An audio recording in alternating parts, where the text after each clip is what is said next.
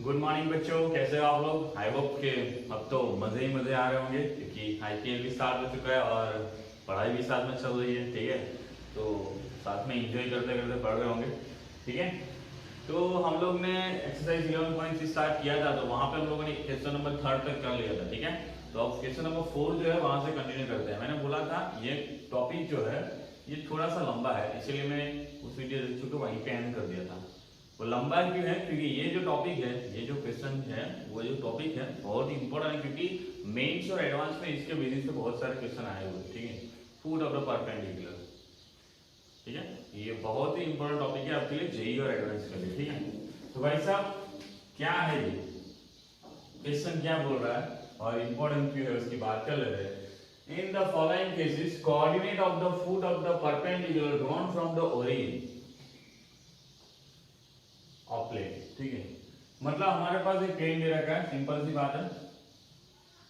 ठीक है, और ये प्लेन मान लो ये पहला है 2x plus 3y plus 4z minus 12 equal 0।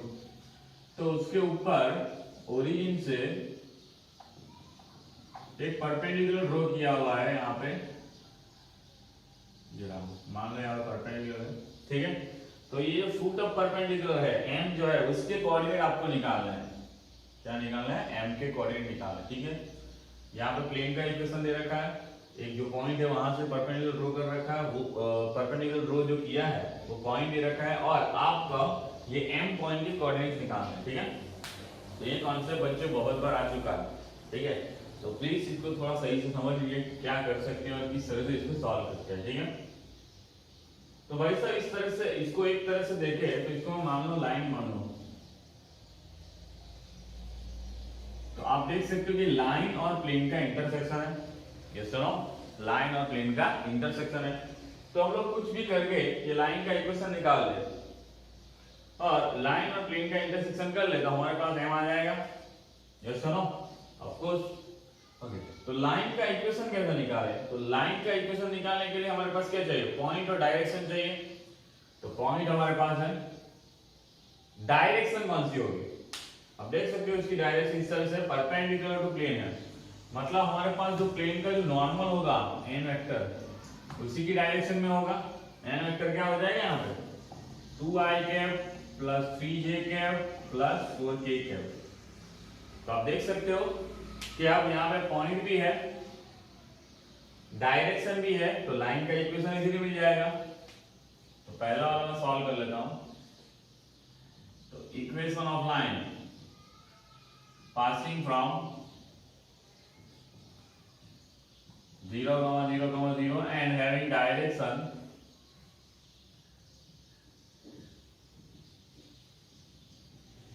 To I cap plus 3j cap plus 4k cap, क्या आ जाएगा? r vector minus r vector is equal to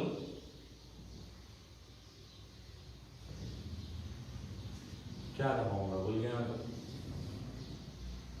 r vector आप लोग पूरा कार्टेशियन लगा लेते ना, x minus x1 by a, y minus y1 by b, z minus z1 by c। कभी कभार कुछ ऐसा भी होता है। x1 कितना 0, direction 2, y minus y 0 by 3, z minus 0 by 4। ठीक है ना, x1 y1 z1 जो हमारा पॉइंट है जिससे पास हो रहा है, तो ये हमारे डायरेक्शन रेशियो। ठीक है, तो ये लाइन का इक्वेशन आ गया। ठीक है, अब बच्चों में क्या करना है? लाइन और प्लेन का इंटरसेक्शन निकालना है। ठीक है, तो ये टॉपिक भी हमने सीखा नहीं है अभी। देखिए लाइन और प्लेन का इंटरसेक्शन कैसे निकालना। तो बच्चों जब भी लाइन का इक्वेशन मैंने बताया था तो मैंने बोला था कि ये सारे जितने भी पॉइंट है वो सारे पॉइंट को जो रिप्रेजेंट करता हुआ इक्वेशन होता है, वो सारे पॉइंट को रिप्रेजेंट करता हुआ जो इक्वेशन होता है वही लाइन का इक्वेशन होता है। मतलब ये जो सारे पॉइंट है उनका कोई ना कोई जनरल पॉइंट भी होगा, तो जिसमें कोई वैल्यू रखते जाओ तो आपके पास ये सारे जनरल पॉइंट आ जाएंगे, मतलब सारे पॉइंट आ जाएंगे और पॉइंट का यूनियन कर लेंगे तो हमारे पास लाइन आ जाएगी। तो मान लो मैं यहाँ पर लैम्बडा ले लेता हूँ ध्यान से, तो यहाँ पे आपके पास क्या आ जाएगा? x equal to 2 lambda, y equal to 3 lambda and z equal to 4 lambda. तो बच्चों ये जो आया हमारा वो क्या हो गया, जनरल पॉइंट ऑफ लाइन हो जाएगा, जिसमें आप लोग लैम्बडा के डिफरेंट डिफरेंट वैल्यू रखोगे तो आपके पास क्या आ जाएगा, डिफरेंट डिफरेंट सारे पॉइंट आ जाएंगे जो लाइन पर लाइज कर रहे होंगे, ठीक है। तो यहां से हमारे पास जनरल पॉइंट ऑफ लाइन आ गया। अब ये जो पॉइंट है एम, वो लाइन पे भी है और प्लेन पे भी है, समझ में आ रहा है, तभी तो उसका इंटरसेक्शन हो रहा है लाइन और प्लेन के साथ, वहीं पे तो हो रहा है, ठीक है। तो ये जो एम जो है वो लाइन पे भी है और प्लेन पे भी है, तो मैं क्या कर सकता हूं कि एम जो पॉइंट है वो इसमें रख सकता हूं। अभी ये जो जनरल पॉइंट निकाला वो तो ये सभी पॉइंट के लिए सूटेबल है ना, कोई भी पॉइंट के लिए यहाँ पे निकाल सकते हैं यहाँ से।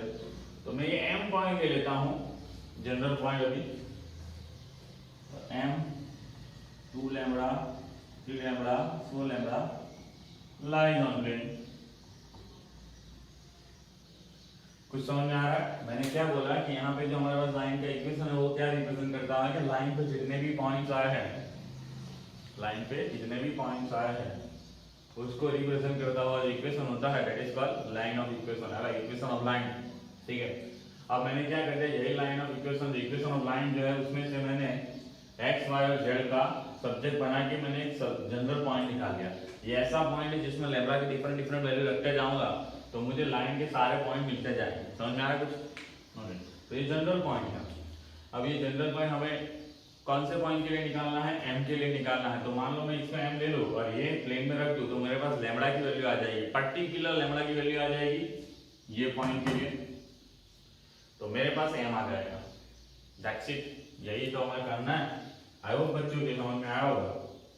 जो लाइन ऑन प्लेन, तो क्या करते हैं, बस इसमें रख देते हैं 2 लैम्बडा 3 लैम्बडा 4 लैम्बडा और माइनस करके वहां पे इंटू 12 हो जाएगा, ये क्या हो जाएगा 4 lambda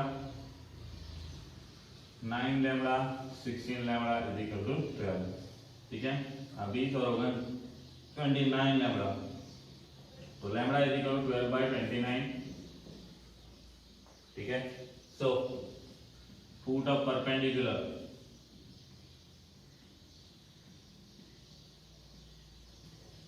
m 2 lambda 3 lambda and 4 lambda is equal to, यहाँ पे 2 लैम्बडा रखेंगे तो 6/29 आ जाएगा, नहीं सर 24/29 मल्टीप्लाई होगा ना, 36/29 48/29। तो ये जो पॉइंट आया अपना वो फुट ऑफ परपेंडिकुलर हो गया किस पॉइंट के, किस लाइन के लिए, ये लाइन का और ये प्लेन का इंटरसेक्शन हो गया, ठीक है। आई होप बच्चों कि आपको समझ में आया होगा किस तरह से करना है, ठीक है। चलो दूसरा क्वेश्चन देख लेते हैं क्या बोल रहा है। सेम है, हमारे पास 3y + 4z - 6 इक्वेशन दे रखा है, तो इसी को भी हम लोग ऐसे ही सॉल्व करेंगे। तो भाई साहब हमारे पास पहले क्या निकाल लेंगे, इक्वेशन ऑफ लाइन निकाल लेंगे। तो जो इक्वेशन ऑफ लाइन आएगी वो तो सभी के लिए यही आएगा, उसमें तो कोई चेंज नहीं होगा। जनरल पॉइंट आएगा वो भी सभी के लिए सेम ही आएगा, ठीक है। बस आपको ये पॉइंट सभी प्लेन में रखते जाना, लैम्बडा की वैल्यू निकाल देनी और सारे पॉइंट आ जाएंगे।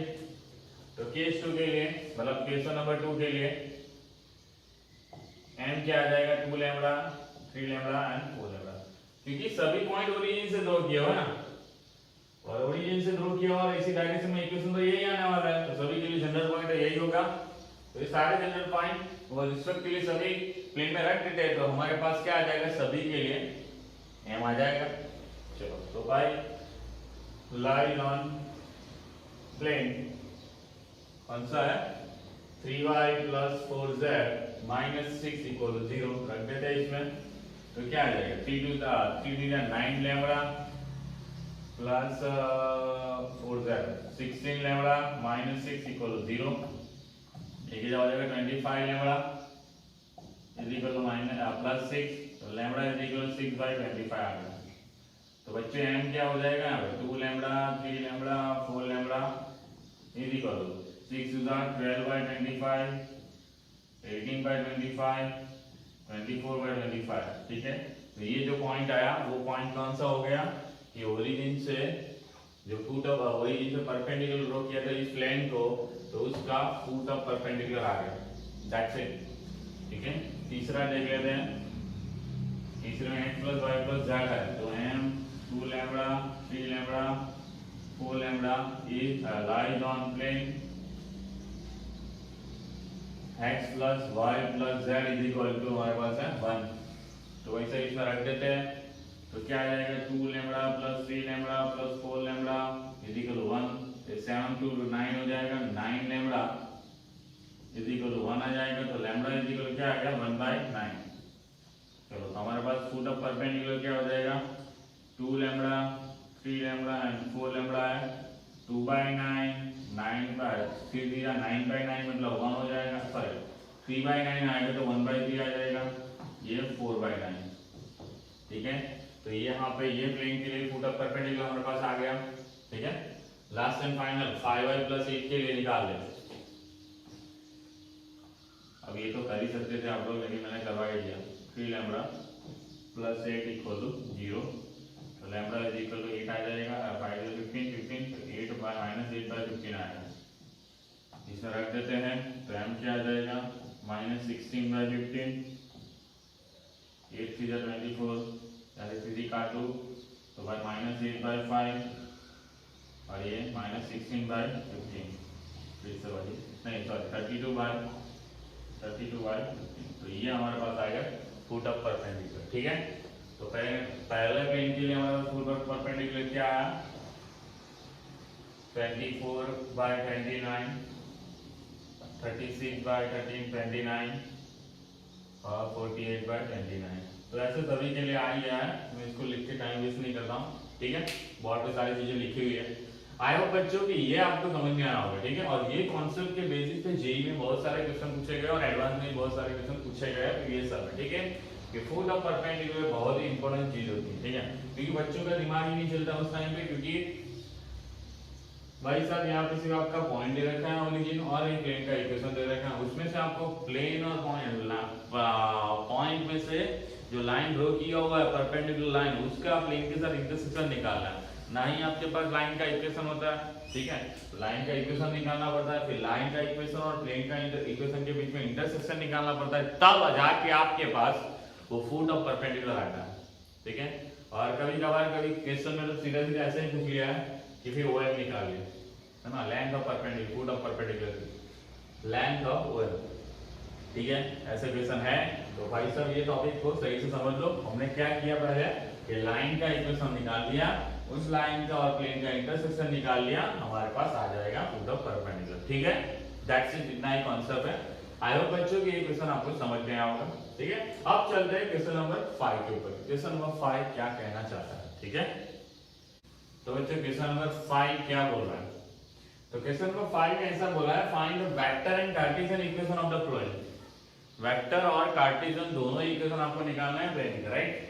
लेकिन इसके लिए कंडीशन क्या दे रही है कि जो प्लेन है passing from the this point and having the normal this. ठीक है, क्वेश्चन थोड़ा लंबा हो जाता है, लिखते जाऊंगा तो मैं लिखने जाऊंगा तो। ठीक है, तो इसके लिए मैंने यहाँ पे सीधा सीधा पॉइंट और नॉर्मल लिख दिया। ठीक है, दूसरा केस है उसमें भी आपको पॉइंट दे रखा है जिसमें से पास हो रहा है और नॉर्मल दे रखा है जिसमें से जिसकी डायरेक्शन में। ठीक है, जिसको मतलब परपेंडिकुलर उसका नॉर्मल। ठीक है, चलो तो हमें प्लेन का इक्वेशन निकालना है। तो भाई पहले वेक्टर फॉर्म निकाल लेते हैं। क्या आएगा r vector minus a vector dot n vector हो जाता है इज इक्वल टू 0। तो r vector minus a vector कितना है i कैप 0 j कैप और ये minus 2 k cap dot n vector हमारे पास है i cap j cap minus k cap is equal to 0। तो ये जो इक्वेशन आया बच्चों वो कौन सा फॉर्म हो गया हमारा, सीधा सीधा वेक्टर फॉर्म हो गया। अब इसको कार्टेशियन में कन्वर्ट करना है, तो कार्टेशियन के लिए फॉर्मूला क्या था a x minus x1 plus b y minus y1 plus c z minus z1 is equal to 0। a b c क्या हमारे direction ratio of that normal, direction ratio of that normal. तो क्या है 1 x minus x1 कितना है जिसमें से पास हो रहा है वो 1, b कितना है 1, y1 कितना है 0, c कितना है 1 सॉरी c माइनस 1 है हमारे पास, z1 कितना है हमारे पास -2, तो minus minus plus 2 is equal to 0 हो जाएगा। ठीक है, तो ये क्या आ गया x minus 1 plus y minus Z minus two equal to 0। तो भाई साहब x plus Y minus Z और इज इक्वल टू ये क्या हो जाएगा 3।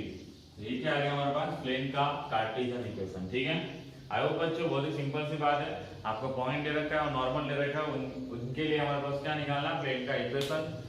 बहुत ही आसान से निकाल सकते हो। फॉर्मूला क्या है हमारे पास, r vector dot n vector r vector minus a vector dot n vector is equal to 0 हो जाएगा। या फिर वेक्टर फॉर्म में कार्टेशियन फॉर्म में निकालना हो तो क्या आ जाएगा, a into x minus x1 plus b into y minus y1 plus c into z minus z1 is equal to 0। तो इस फॉर्मूले में हम लोग वैल्यू सारी रख देंगे तो हमारे पास क्या आ जाएगा, प्लेन का इक्वेशन आ जाएगा। ठीक है, चलो अब थोड़ा और आगे बढ़ते हैं। सेम क्वेश्चन है, सेम वैल्यू है, फिर से निकाल लेते हैं। तो r vector minus a vector dot n vector या फिर कैपिटल n लिखो, कोई दिक्कत नहीं, दोनों सेम ही है, मैंने आगे बोला था। ठीक है, तो भाई सब यहाँ पे r vector minus i cap plus 4j cap plus 6k cap आ जाएगा और डॉट हमारा क्या हो जाएगा i cap minus 2j cap plus k cap आ जाएगा, इक्वल टू 0। That's it. तो ये हमारा कौन सा आ गया, वेक्टर फॉर्म आ गया। अब कार्टेशियन में कन्वर्ट करना हो तो a into x minus x1 b into y minus y1 and c into z minus z1 is equal to 0। ये कितना है बच्चों हमारे पास, डायरेक्शन रेशियो लिखने हैं नॉर्मल के, तो 1 x माइनस x1 कितना है 1, b कितना हमारे पास -2, y माइनस y1 कितना है 4, c कितना हमारे पास 1। पता है ना a b c क्या है, direction ratio of that normal. Okay, z minus z1 कितना हमारे पास यहाँ पे 6 इज इक्वल टू 0। तो यहाँ पे आंसर क्या हो जाएगा, x minus 1 2y plus 8 plus z minus 6 equal to 0। तो x minus 2y plus z और ये क्या हो जाएगा -7 को वहां ले जाओ तो +7। तो हमारे पास ये प्लेन का इक्वेशन आ गया जब which is passing from the one point and having a normal। ठीक है, that's it। Okay, now another topic this is one another question number 6। क्या बोल रहा है कि find the equation of the planes that passes through the 3 point। अच्छा, तो यहाँ पे हमारे पास 3 पॉइंट है, सिर्फ 3 पॉइंट, ना बोला है कोलिनियर ना बोला है नॉन कोलिनियर। समझ में आ रहा कुछ, यहाँ पे उन लोगों ने ऐसा नहीं बोला कि तीनों तीन नॉन कोलिनियर प्लेन है पॉइंट्स है। ठीक है, तो पहले हमें कुछ चेक करना पड़ेगा कि ये भाई साहब क्या कोलिनियर है या नॉन कोलिनियर। नॉन कोलिनियर होंगे तो हमारे पास प्लेन का इक्वेशन का फॉर्मूला कौन सा है, याद करो, r vector minus a vector dot b vector minus a vector cross c vector minus a vector. ठीक है, इज इक्वल टू 0। तो ये लगा के हम लोग प्लेन का इक्वेशन निकाल सकते हैं। कब, जब ये तीनों तीन पॉइंट आपके नॉन कोलिनियर होंगे तब, राइट। लेकिन पहले चेक करना पड़ेगा ये कोलिनियर है या नॉन कोलिनियर। अब कोलिनियर और नॉन कोलिनियर के लिए मैंने बोला था आपको क्या चेक करना है, ये तीनों तीन पॉइंट मान लो ट्राइंगल फॉर्म करते होंगे तो वो नॉन कोलिनियर हो जाएंगे, नहीं करते होंगे तो भाई कोलिनियर हो जाएंगे। समझ में आ रहा है कुछ, नहीं समझे।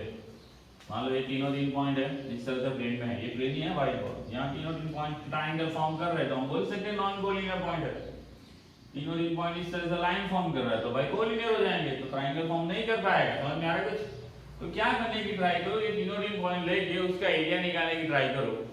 ठीक है, जो एरिया 0 आ जाएगा तो ट्राइंगल फॉर्म नहीं करेगा, एरिया नॉट इक्वल टू 0 आया तो ट्राइंगल फॉर्म करेगा, और ट्राइंगल फॉर्म करेगा तो हमारे पास हो जाएगा कि भाई कौन से पॉइंट है नॉन कोलिनियर, और नॉन कोलिनियर हो जाएंगे तो हम लोग इस फॉर्मूला में रख के वैल्यू निकाल सकते हैं। That's it. ठीक है, तो भाई सर इसका डिटरमिनेंट निकाल देते हैं। तो आपको पता ही होगा तीनों पॉइंट का डिटरमिनेंट कैसे निकालते हैं, 1 1 -1 6 4 -5 -4 -2 और 3। ठीक है, दैट्स इट। तो क्या आएगा, 4 to the 12 plus -5 to the 10 -1, ये क्या हो जाएगा 6 to the -12, फॉर्मूला का माइनस प्लस -6 को 4 को 16 प्लस 1 सॉरी -1 ही रहेगा, तो ये क्या आ जाएगा 6 is 18, फॉर्मूला का माइनस -1 प्लस 20, ये कितना आ रहा है 2, ये भाई हमारा हो गया 28। हाँ, बड़ा ही ज्यादा हो रहा है, या हो रहा है -28 तो -1 प्लस 28, और ये कितना आ रहा है हमारे पास 8। सॉरी -2 माइनस प्लस 2, तो कितना है 32, नॉट इक्वल टू 0 आया, मतलब तीनों पॉइंट क्या हो जाएंगे नॉन कोलिनियर। तो हम लोग इसके लिए एरिया का फॉर्मूला निकाल, सॉरी एरिया का प्लेन का इक्वेशन निकाल सकते, ठीक है ना। तो ये तो वेक्टर फॉर्म था। कार्टेशियन फॉर्म क्या होता है, पहले लिख लेता हूं, पॉइंट्स आर नॉन कोलिनियर, ठीक है। सो इक्वेशन ऑफ प्लेन, बच्चों मैं इसका कार्टेशियन लगा के सॉल्व कर लेता हूँ, ये मुझे लगाना कंटाला आता, ठीक है, पक्का बोल, बोरिंग है, थोड़ा लंबा हो जाएगा, इसमें माइनस करो, ये माइनस करो, क्रॉस करो, फिर डॉट करो, और लंबा हो जाएगा। इससे बेटर है कार्टेशियन लगा ले। कार्टेशियन क्या होता है, याद कर लो, r माइनस ये वेक्टर करना है तो x minus x1, y minus y1, z minus z1, फिर x2 minus x1, y2 minus y1, z2 minus z1, फिर x3 minus x1, y3 minus y1 and z3 minus z1, इसका determinant equal to 0, that's it. थोड़ी जगह कम है यहाँ पे लिखता हूँ थोड़ा, ठीक है ना, कोई दिक्कत नहीं ना।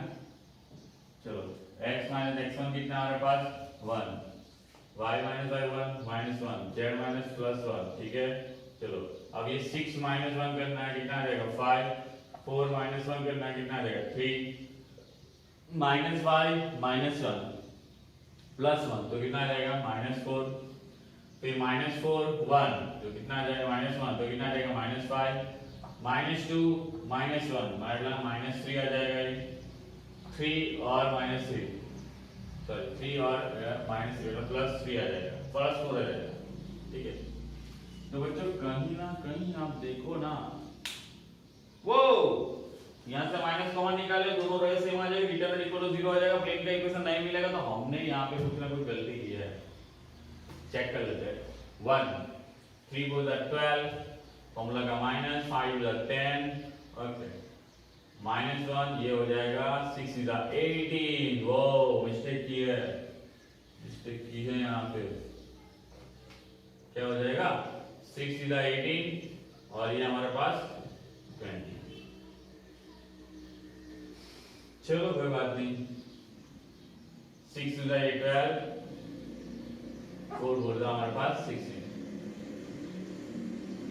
प्लस आ जाए, ठीक है। तो क्या बचता है क्या नहीं बचता देख लेते हैं। ये आ जाएगा 2, ये आ जाएगा हमारे पास +2 और ये हो जाएगा यहाँ पे -4, तो आ गया 0। वो तो तीनों पॉइंट क्या हो जाएंगे कोलिनियर हो जाएंगे। अब कोलिनियर होते हैं तो उनके पास कितने इक्वेशन आते हैं,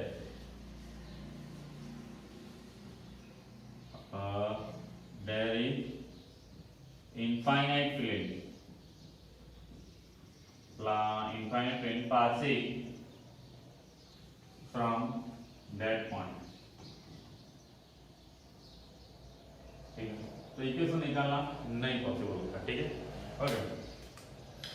सॉरी गाइस, थोड़ी सी कैलकुलेशन आ रहा हो गई थी, इसकी वजह से हमारे पास थोड़ा लंबा हो गया, लेकिन ओके। और एक चीज यहाँ पे आपको सीखने को मिलती है कि मान लो मैं डायरेक्टली ऐसे निकाल लूं, मैं डायरेक्टली ये फॉर्मूला में लगा लूं, तो आप देख सकते हो यहाँ पे डिटरमिनेंट इक्वल टू 0 हो जाएगा, क्योंकि यहाँ से माइनस कॉमन निकालो 5 5 3 3 और -4 आ जाएगा, ठीक है।